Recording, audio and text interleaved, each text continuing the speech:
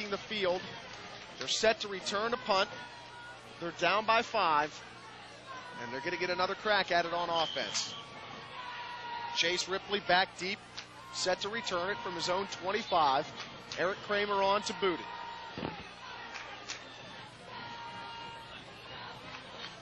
Intense rush on. He gets it away. It's a nice kick. Ripley's going to take it at the 31. Trying to get to the outside. He cuts it back. Still on his feet. Ripley dancing. Nice return by Ripley. They had him pinned, and somehow he made his way almost to midfield. Magnolia would take over at their own 46. And they rushed 10 men on that punt. Usually when you rush 10 men, you have nobody helping to set up the return, and so that was an exceptional effort by that's what I say. They did. By Ripley. And Ripley shaking and baking his way to some extra yards. He made those yards on his own.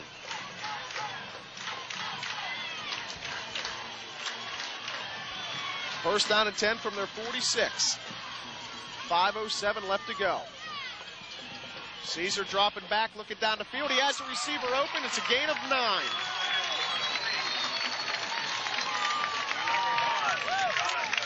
Nice grab by Jonathan Riccardi. Hit him right in the hands. He hauled it in between 2 defenders.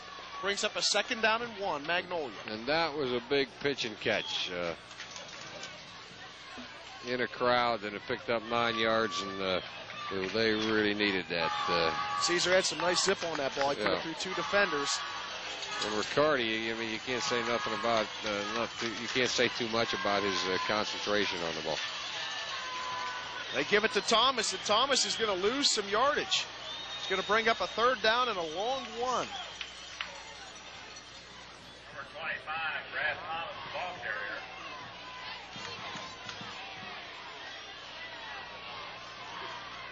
No gain on the play. We're approaching 4 minutes left to go here at Alumni Field. The Seminoles leading by 5. The clock really becomes a factor here. 3rd down and 1. They give it to Mullet. And the big fullback gets the tough yards. 1st down, Magnolia.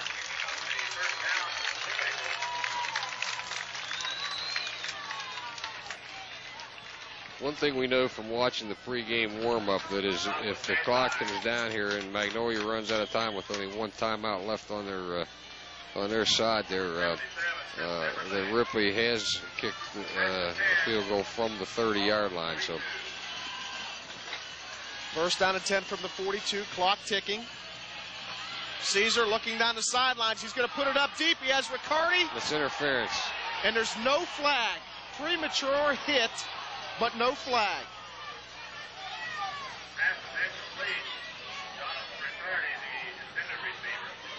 Nippert was back there. I guess you could make the case that he was going for the football too, but I don't know. That's a tough one.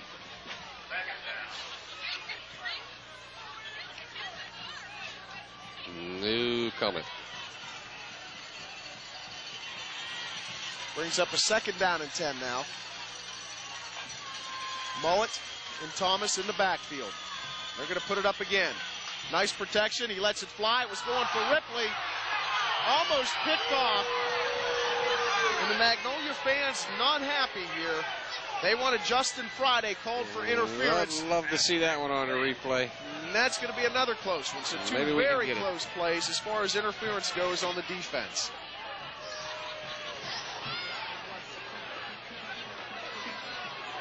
You see Ripley took a shot to the back, not feeling real well. He's going to have to suck it up because you have a 3rd down and 10 right now.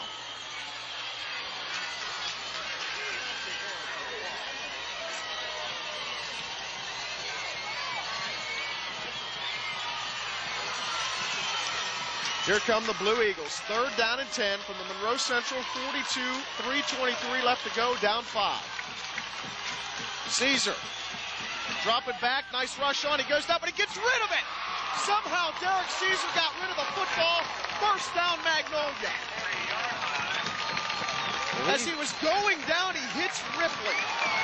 That was a pass out of desperation, but also out of, he showed some coolness and some poise on that thing because he had the presence to, first of all, get rid of the ball and throw it in and on a line to a receiver. That's what I was going to say. He also showed a strong arm. Falling down almost to his knees, he threw a bullet. And it was right on the mark. First down and 10 from the Monroe Central 30. We're under 3 minutes left to go here at Alumni Field. Sticking to the air. Caesar puts it up again, and he had Ripley open and almost picked off by Justin Friday. Timing was a little off on that route there, and we had some pressure again on Caesar. But it stops the clock.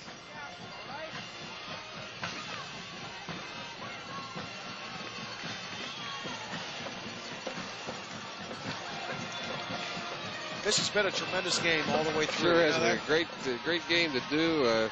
Great game for the start of the season, and a great game for these fans to watch. Big plays, solid hits on defense, everything you could want, and a last-minute finish. Second down and 10 from the 30. Riccardi in motion. It's going to be a quick hitter. Out of the backfield, they find Forbes. Forbes still on his feet, and that's going to be a first down for Magnolia. Jonathan Forbes, he's been great all night on defense. Comes up with a clutch play on offense. It's first down at the 15. That was a big play.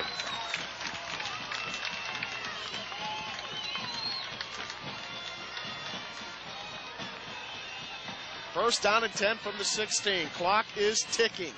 18-13 Monroe Central. We're under 2:30 left to go. Handoff up the middle to Thomas. He had some room right off the bat, but he gets hauled down after a gain of 3.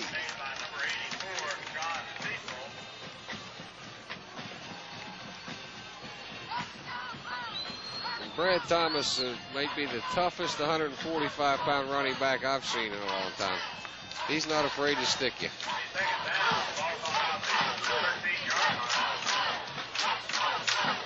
We're under 2 minutes to go. Fans here in New Martinsville chanting, "Let's go blue."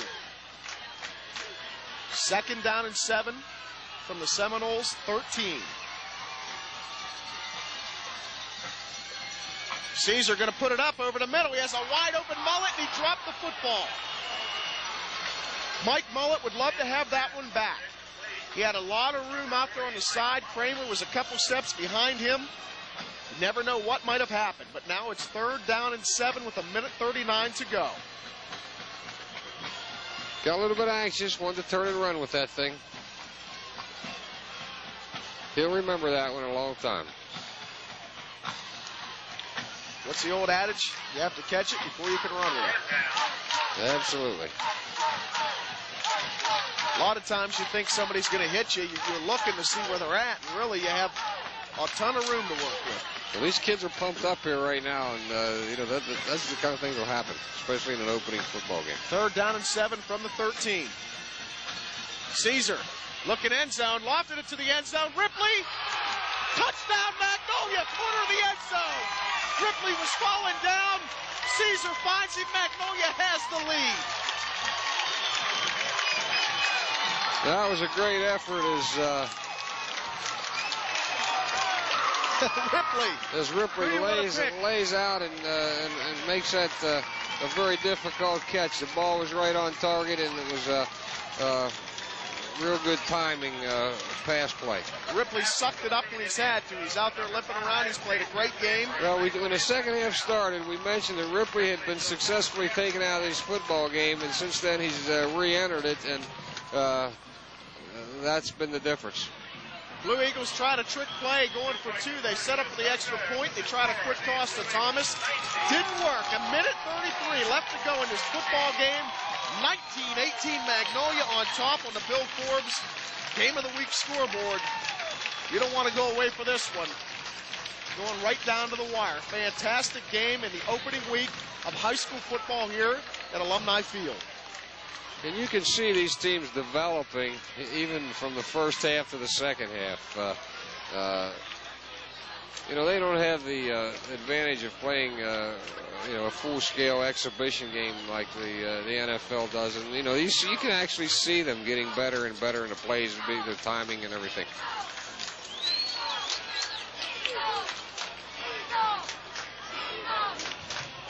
Well, Monroe Central with their backs to the wall here, but they definitely have the weapons and the coach to do some damage. Ludwig probably going to be pressed to throw the football here. They have all 3 timeouts, or I believe 2 maybe, left to go in the second half. And they definitely have the weapons in Kramer, Jones, Ludwig, Nippert, and Shoemaker. And how many times, Dave, in the second half alone have we seen the momentum shift?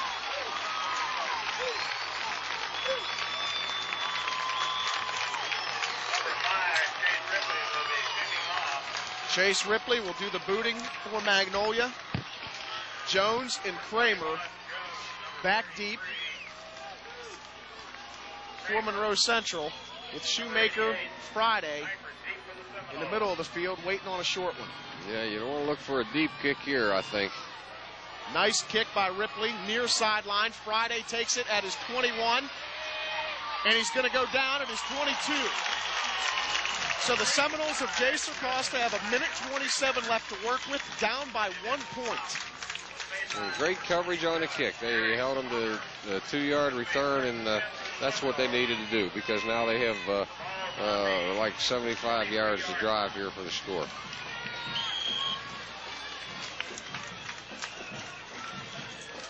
What a game.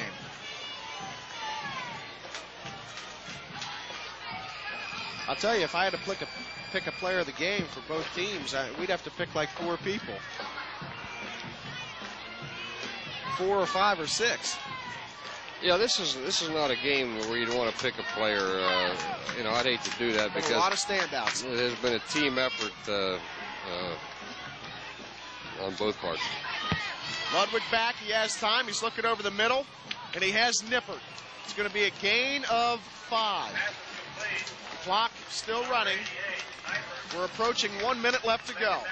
There we had the 2 plays called simultaneously. They'll probably take the ball and ground it here to stop the clock. You got to look at Nippert over there. He's covered by Riccardi. He's on the far sideline.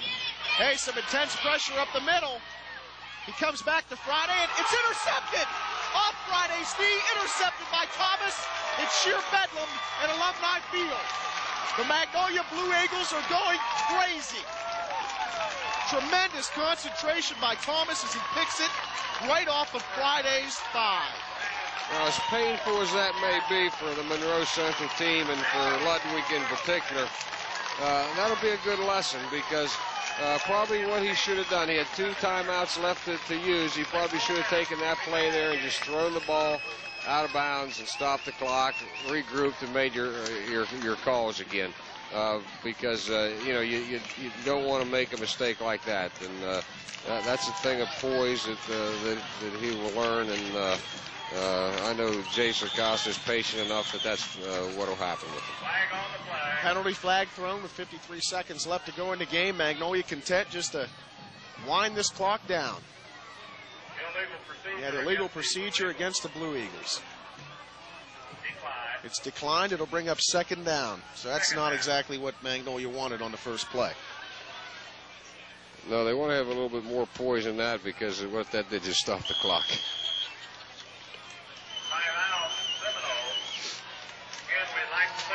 Jay Sarkos is going to take a timeout to talk things over.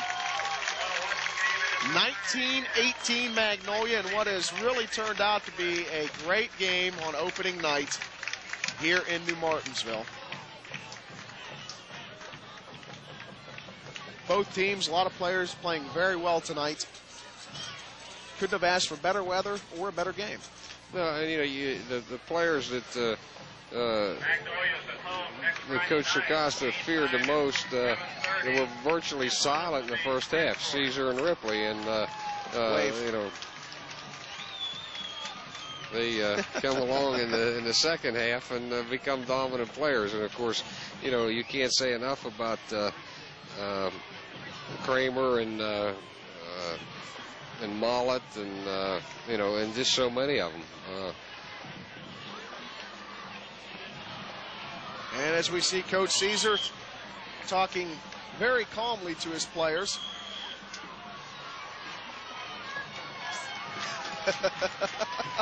That doesn't look like a guy who's winning, does it?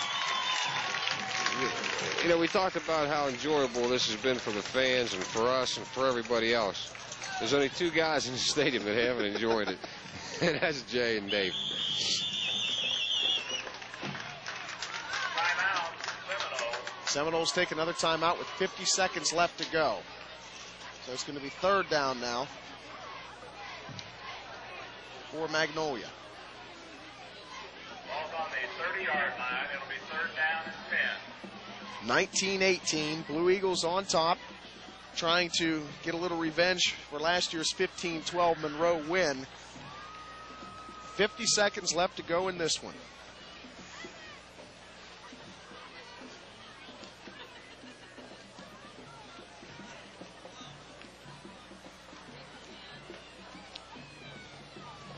And that's Monroe Central's last timeout, so we should see a snap and then another snap, and then that should pretty much be about it. Well do it. Well, like I alluded to earlier, huge win for Magnolia. After a 1-9, this gets them on the right foot in the 97 season, builds some confidence, especially beating a very, very good team like Monroe Central. And Monroe Central will rebound. They've got a great team, great staff. You know, they're going to win their football games.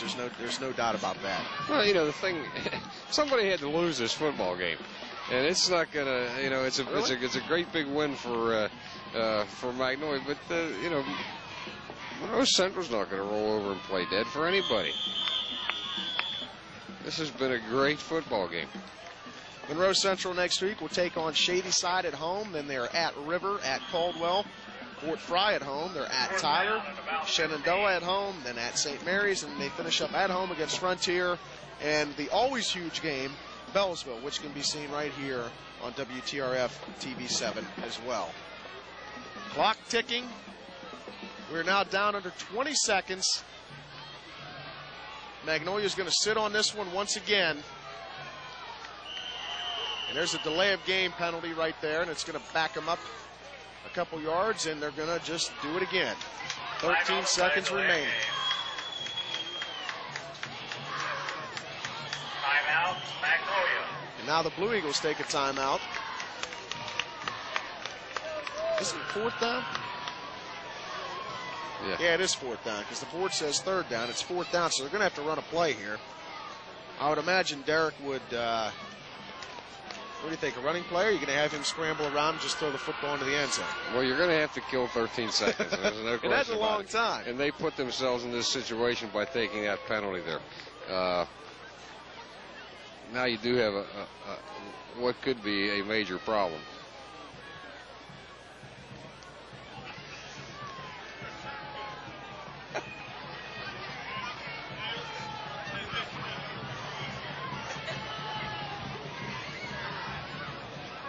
Well, 13 seconds remaining, 19-18. Can't do that. You see what happens here. I will take a new car off Bill, though. See what happens here. They have 13 seconds. They've got to run the 13 seconds out on this play because it's fourth down. If they don't, Monroe Central gets a chance for the ball again. Right, exactly. Now, what happens? I mean, there's a chance of fumbling, and you can advance a fumble. This is not a good situation. Well, they're just going to go down on it, and they're going to give Monroe Central one play from their own 40-yard line. There's not, I very seriously doubt there's anybody from Monroe Central that can throw a football 70 yards in the air, which is about what. Well, but you don't have to throw it 70 yards. You throw it in the gap there and let somebody run it. You know, this is a very. You know, he's going to have enough deep guys back to where that's going to be virtually impossible. Now, it has happened before, but. My point is it should never have gotten to this. 9 seconds left. Last play of the game. Pressure, and he's going down. The sack by Palmer, and this game is over. Magnolia pulls off the upset on the home turf. The Eagles avenged last year's loss to Monroe Central, 19-18. 19-18. Magnolia a winner in a terrific game. I'm David Bloomquist for John Westonaver and the rest of the WTRF crew. We hope you've enjoyed the game. We've enjoyed it. We'll see you later.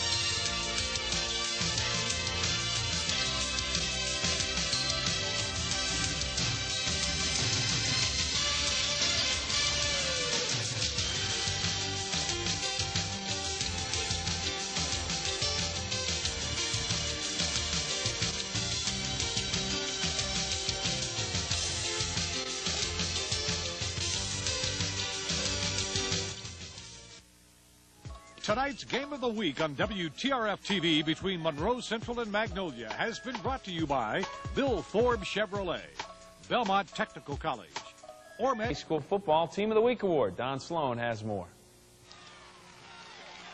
Magnolia is off to a 3-0 start after Saturday's upset win on the road over the Mayan Hillbillies, the #1 ranked team in West Virginia, Class AA. And we've kind of grown up a whole lot from last year to this year, and I don't know if a lot of people in town or a lot of people in the valley or a lot of people in the state believe in this team, and that doesn't really matter to me. I think what matters is right here is that the boys in the locker room right here, out on the field and up in school, when they mingle together, just greatly believe in each other. Magnolia jumped out to the lead on its first possession with a 6-play, 60-yard drive that was capped by Mike Mullet's 1-yard touchdown. The Blue Eagles took a 14-6 lead into the half after a 13-yard touchdown pass from Bubba Caesar to Chase Ripley. We went with a wide-open shotgun attack where we threw the ball on the run and run quarterback draws, and as the ball game went on, it just seemed like we kind of warmed down a little bit. Man closed to within 14-12 early in the third, but Bubba Caesar broke loose on a quarterback draw for a 53-yard touchdown to make it 21-12 Magnolia.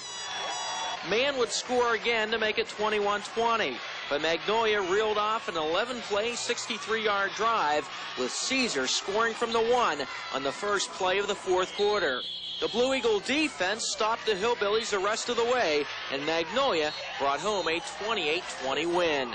5 times Man got the ball inside our 50 in the duration of the ball game, and only 1 time, they put it in from our 50, and that just says a great deal about how hard our defense is playing, what kind of job Coach Ripley and Coach Batten have done with the defense. We're the Magnolia Blue Eagles, and we're the WTOV9 Digital Team of the Week. Go Eagles! NFL action from last night. Another team with